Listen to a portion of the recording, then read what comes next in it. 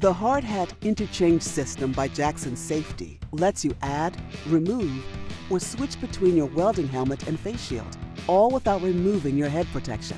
Our newly designed mounting brackets fit most brands of hard hats to provide near universal coverage and added safety. Here's how it works. Simply place the brackets on each side of the hard hat, making sure that the red buttons face towards the adjuster knob of the headgear. A unique attribute of the Hard Hat Interchange system is that it lets you wear the hard hat backwards. Just reverse the blades as you have reversed the headgear, and make sure that the red buttons always face the adjuster dial.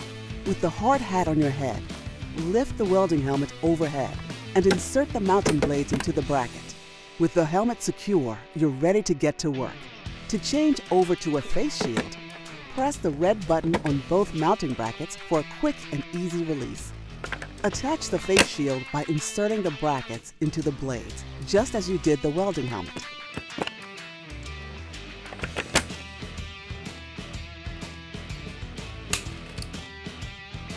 Injuries can happen in a split second.